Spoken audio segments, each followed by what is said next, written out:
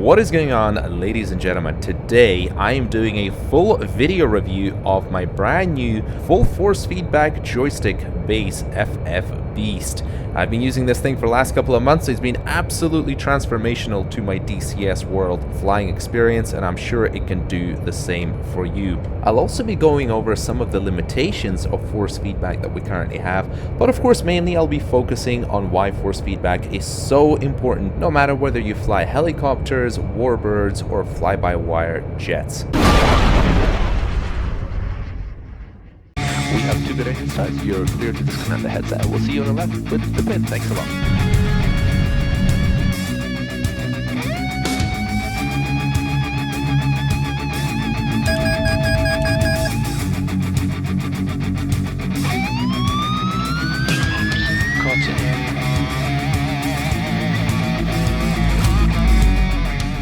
So why is force feedback even important? Well, as you might imagine, unlike your center spring-loaded joystick that you're probably using right now, real airplanes and helicopters have completely different and very unique feeling flight controls. Some are light, some are heavy, some get heavier with airspeed, some don't. Fly-by-wire implementations result in various and interesting effects that the pilot will feel through the joystick, as well as various vibrations and individual aircraft systems, as well as the trim implementation, which in real life could be very different between aircraft, as some sticks will move forward or backwards depending on your trim position. And all of that makes each and every aircraft completely unique, and that is why full force feedback implementation within flight simulation makes each and every module feel completely differently, unlike what you probably feel through your spring-loaded joystick, which is all about the same. Okay, bogies appear to be coming, jinking to the right now, heading north. Before we dive any further, it is worth mentioning that even if you have the best and greatest force feedback joystick technology, unfortunately it still is limited by the amount of force feedback information heading to your joystick from the developers, from Eagle Dynamics, from the simulator itself. Now the reason for that is because over the last 20-30 years people haven't really been using force feedback joysticks. Mostly simulators still rely on center spring-loaded joysticks, and therefore the developers haven't really been catering as much, or rather in varying degrees of force feedback implementations for their modules. And what it means is some modules are more realistic and have more force feedback information heading towards your joystick, and some less so. Now there are ways around it, and FFBeast itself does have ways around this problem by implementing various effects that you can throw on yourself and adjust within the software, but unfortunately it still does not fully cater for the fact that force feedback information should be coming from the simulator directly, and that would effectively make it as realistic as it can possibly be. Speed 450, Angels 9, I'm going down to 3. Full disclosure, FFBeast have sent me the force feedback stick base for review for free. So what is FFBeast? Well, quite literally, it is a beast. It weighs a ton, it is pretty big, and it's made of full metal construction, which is really made to last for, looks like, pretty much an eternity. Although, of course, I can't provide any feedback in terms of durability, but I will a year or two down the line. Although I expect with the way this thing is designed and built, I really cannot foresee any issues. It's designed to be used with either a Thrustmaster, a VKB, or a Virpil joystick with an extension of your choosing. Personally, I use a 5cm extension. It works pretty well for me. One of the advantages of having such a solid metallic and beastly construction of FFBeast is that it's capable of generating quite a lot of force, up to 35 Newton meters or over 8 kilograms of force on a full extended joystick arm. And that is way more than what I need for my little 5cm extension. However, if you are using a much longer one, then it is great to know that there is always going to be enough force there available to you for the force feedback that you need. FFBeast is available for pre-order and can be purchased in 2 different ways, either pre-built or a DIY do-it-yourself kit.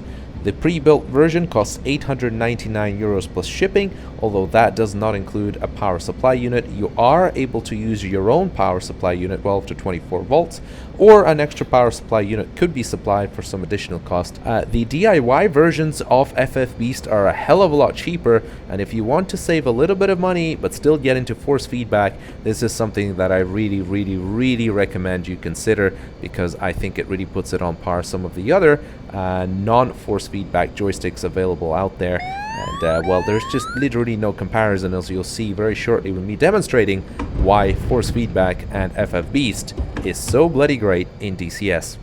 150 for 30-degree offset, 50 miles.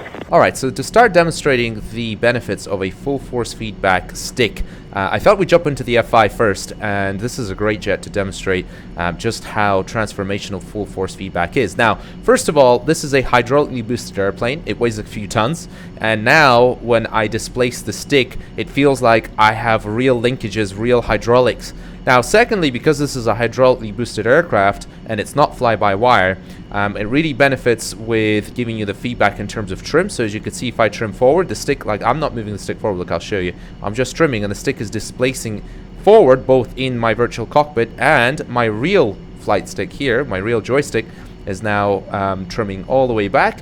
And that means I have live one-to-one feedback as to what's happening with the airplane. Alright, so maneuvering the F5, completely different story with force feedback. First of all, we have these incredible control forces, which like I say, I just can't describe it. It feels like you're operating a real jet that weighs a couple of tons, and you can feel the forces now, especially as we're increasing the stick pressure. We're approaching a higher AOA. As you can see, the cockpit starts to buffet, everything in the cockpit starts to kind of shake and vibrate. And now look at my stick. My stick is beginning to vibrate as well, and as we increase the alpha, you'll see the stick is vibrating more and more and more and more. And now I can really feel that I'm like right on the edge of stall. And the amazing benefit, or almost an indirect benefit, is if you're dogfighting somebody here, for example, who's following me at 5 o'clock, and I'm not looking at the cockpit, I can't see the cockpit shaking right now, and also I don't know what my airspeed is, I don't know what my AOA is, but I kind of do, because my hand is telling me. I know that I'm on the verge of stall. I know that I'm a critical alpha because I can tell just how much the stick is vibrating. Now, another effect that the F5 or any other airplane can have, you can apply it even if there's no information being sent from the simulator itself. There is an effect for an air brake or airspeed or a speed brake vibration. So, for example, if we extend the speed brake now, you'll see my stick starts shaking. And I know that the speed brake is out without even having to look, because, well, obviously in the F5 I can't even see it here, but I don't need to have an indicator. I will never forget that the speed brake is out, because for some reason the airplane is shaking and I'm not putting any AOA onto it. So I'll retract the speed brake now, and the vibration has stopped. So again, just really, really nice to have that feedback telling you exactly what's happening. But also just flying around, I can't describe to you just how awesome it is just to maneuver an airplane. Like, it's really fun to just basically do pirouettes and loops and barrel rolls in the sky, because it feels like you're flying a real airplane. It's so good. It's so good. I am never going back. Never, ever, ever going back. It is phenomenal. Now, some aircraft, such as the MiG-29, have interesting and very unique features in their flight control system, which are modeled by Eagle Dynamics. In Russian, there's a system called SOS, or SOS, and it's effectively an anti-stall prevention system. So what I'll show you is, once we get it to very high alpha and I pull back on the stick, you'll notice that the aircraft will actually want to throw the stick back forward away from me so I don't stall the airplane. So let me demonstrate. I'm going to keep pulling back now, and look what happens to my stick and the stick in the aircraft. You see that? That's not me moving it forward.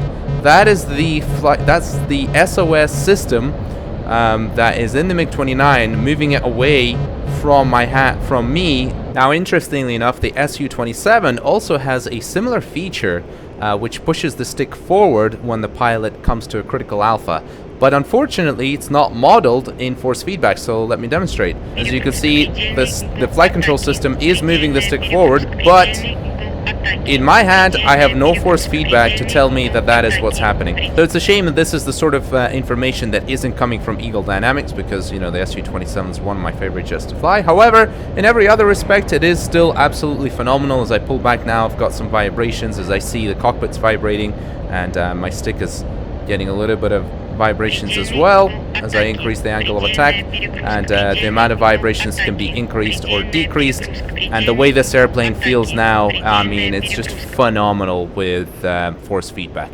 Another cool feature of force feedback, as you can see, the stick is moving itself when you're using the autopilot, which it's kind of cool because it really makes you understand exactly what's happening with the aircraft. Speed 430, Angels 5,000 now in the descent. Alright, so we're now in the F-18 Hornet, which is a fly-by-wire jet, and you'll notice that now when I trim, there is no difference between the stick position. It's always going to be central no matter how I've trimmed the airplane.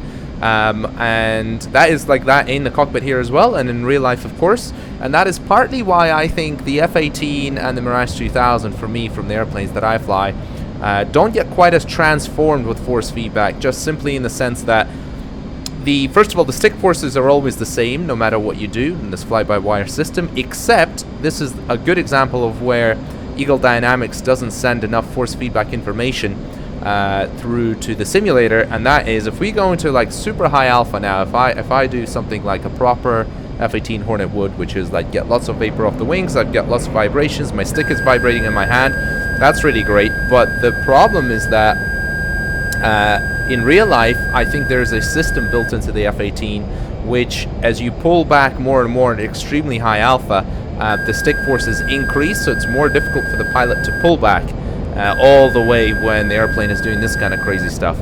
But in DCS world, that information just does not come from Eagle Dynamics, and therefore it's not implemented. So now as we're coming into land, because the landing gear is down, I've got a little bit of vibration, and with the landing gear extended, you can either increase or decrease the amount of vibration in the effects in the software, which is kind of cool as well, so you know that your landing gear is down. That makes it kind of easy and simple.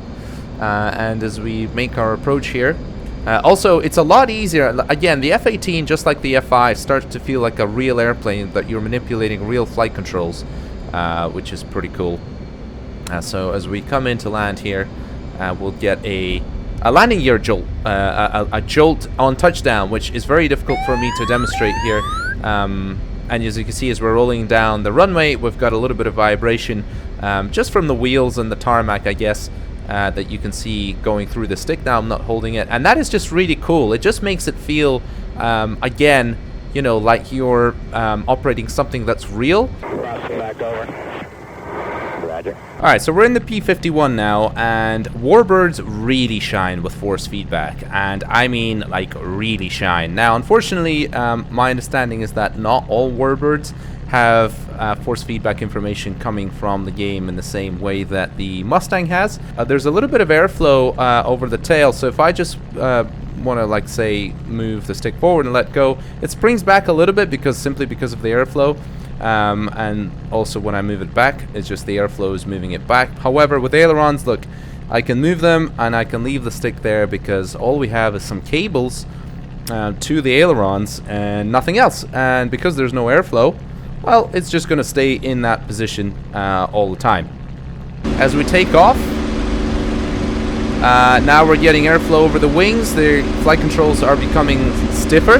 Giggity. And as we take off here, a little bit of rudder, gears coming up. Flaps are up.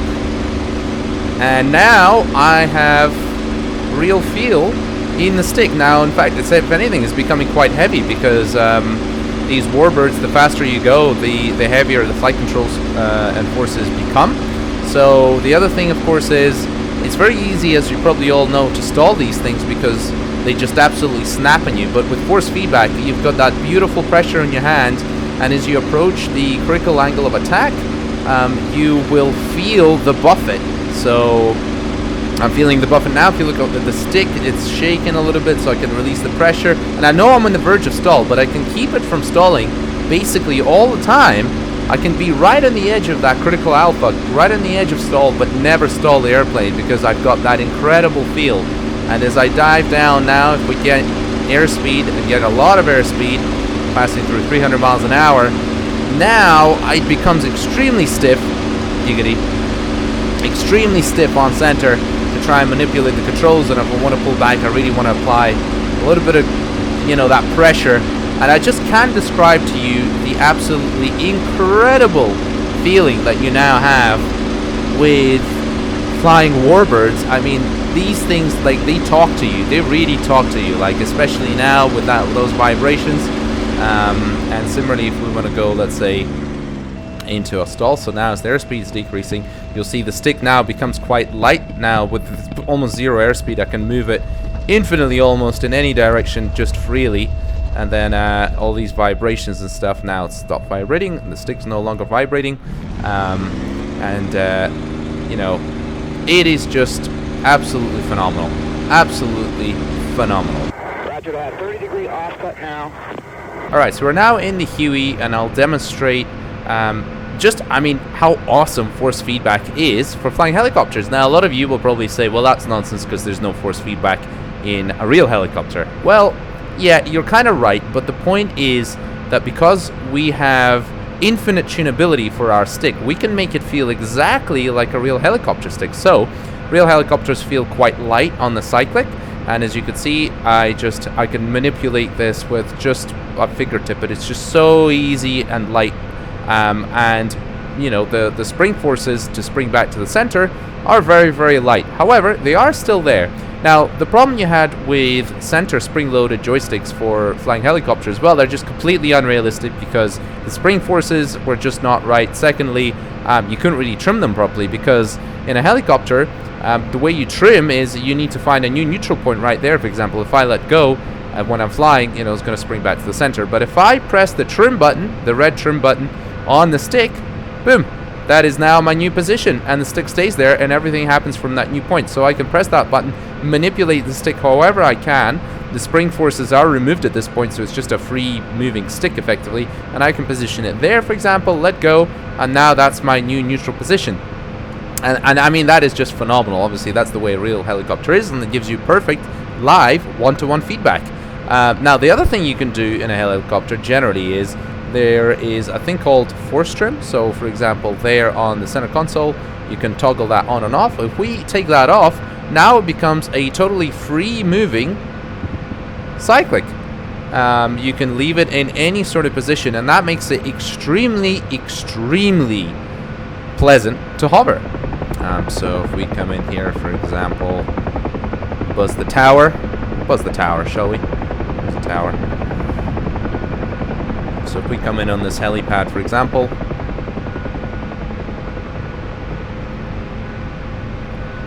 you'll notice that I have a hell of a lot more precision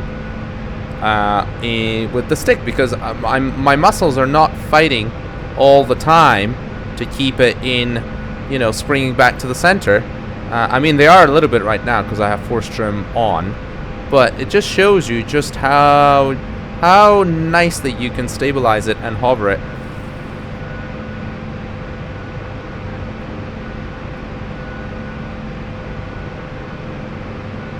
There we go. Like I say, hovering helicopters, different ball game. Absolutely different ball game because we can adjust the stick exactly how a real helicopter feels, which is, you know, quite light and easy to manipulate. Bogies heading 340 speed, 500, let's accelerate. So unfortunately, one of the downsides of having an aircraft that has a stick that displaces with the trim, such as the MiG-29, the F5, and a couple of others, is that unfortunately, normally, if you wanted to have a sort of short extension that I'm using here, 5 centimeters, or even shorter, for example, then normally the way you'd fix that is you'd go to your adjust controls, and then you go to your axes, and then you choose your axes, and then you have some sort of curve there, right? So basically, off center, you want a little bit more precision, so you don't want the aircraft to be jittery, and you don't want it to be too responsive.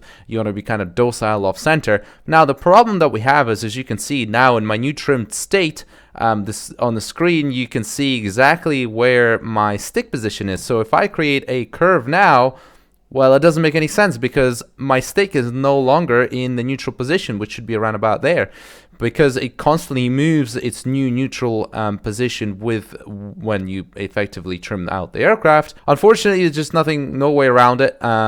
If you are going to be flying something like this, then if you had a longer extension, you would have a little bit more control, a little bit more precision.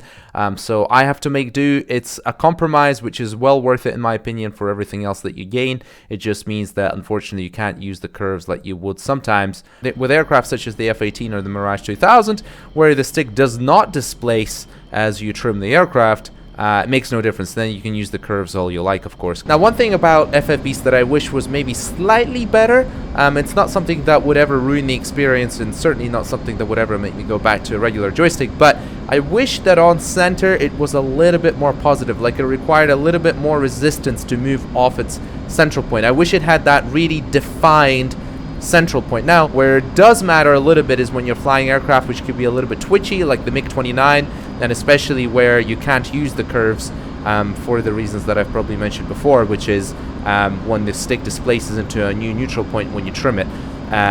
In aircraft such as that, if it's a naturally quite twitchy airplane, quite a nervous airplane on center, you end up kind of having this little bit of a movement in the stick which you don't really necessarily want, and I wish that was something that's a little bit better. Now again, I am really nitpicking. That is just a really, I would say, a relatively minor point and an otherwise basically flawless mechanical construction and feel of the stick in general. Roger, bogies have jinked back into us now. It's from starboard 30 degrees. FFBeast comes with some really neat and trick software. It works with force feedback telemetry from different games and augments this with inbuilt effects, and hence it can create a force feedback profile for modules within games and even certainly within DCS modules where limited or no native force feedback support is available. It has automatic detection for games and modules, therefore you can create individual profiles for each module, save them, and every time you load up the game, the force feedback software for FFBeast will automatically detect that aircraft or helicopter and will automatically apply the saved profile that you have for that individual module. The software makes it very easy to add, modify, or remove effects for each and every module's profile. You can easily increase or decrease the strength of each effect using a number of sliders. My understanding is that the software will be updated as time goes by with new effects that you can use. Also, the software will have a trim function button assignment within the software itself for simulators that don't have a trim that could be assigned within the simulator. So I've been playing around with FFBeast for the last few months, and I have come across a couple of little bugs within the software. Generally, those are not really a big deal. However, they do require a full joystick reset. In other words, it needs to be switched off and then back on. That in itself is not a problem, but the annoying thing is if you are running DCS at the time, using the rescan devices function within the controls panel, for some reason doesn't pick up FFBeast after it's been switched off and back on. I don't really know why. I have also had another little bug with my particular unit that I believe affects some other units as well, and the developer is aware of this and is searching for the cause of the issue. It's not really a big deal as such, but again, it can be slightly annoying. If you leave your joystick inactive for a period of time, call it over an hour with DCS running, you can come back to it and realize that for whatever reason FFBeast has disconnected itself from DCS. Goes out, warning yellow, weapons hold. I repeat, warning yellow, weapons hold. However, I have to say that even with those little bugs that I have come across, FFBeast has been so transformational to my experience that these little niggles here and there, they haven't even put a tiny dent into my overall otherwise absolutely splendid experience with flying with this joystick, because it is absolutely transformational, and the, let's call them cons or the slight bugs, are outweighed by the absolutely phenomenal increase in fidelity and realism, because you do genuinely feel like you are finally operating a real machine, no matter what it is. And the brilliant thing about it, of course, is that every single module now feels completely differently and completely unique. If you're interested in acquiring FFBeast yourself, please feel free to have a look at the link in the description below. You can check it out there with all the details and also sign up for a pre-order, although I have to say that unfortunately, due to the sheer volume of people and enthusiasts interested in the technology and FFBeast, there is currently a fairly lengthy waiting time of up to a year before your unit gets delivered. However, I do understand that some of the production bottleneck issues might get resolved in the future, and hopefully it's not going to be that long. But at the end of the day, unfortunately, there are very few alternatives on the market, and I believe VP Force Rhino also has a fairly lengthy waiting time if you're interested in that one. So it's up to you. I have no experience with VP Force Rhino. I do have experience with FFBeast, and I can absolutely stand behind it and back it with my full support, because I think this product is transformational to flight simulation in general. I will also mention that the price, whilst it is pretty expensive if you want to get the entire unit delivered already built and ready to go, I will say that in my personal, very humble opinion, it is 100% worth it. Now, I will definitely not be telling anyone to sell their kidney to try and get FFBeast, because I understand that $1,000 is a lot of money for a lot of people. However, if you happen to be in that fortunate position where you can afford it, all I can say is get yourself on the pre-order, because my God, you're gonna love it. So with that said, ladies and gentlemen, thank you very much for watching this video. If you have any questions about FFBeast, please make sure to comment them down below. I'll try my very, very best to answer them, and hopefully I'll catch you in the next video. Adios.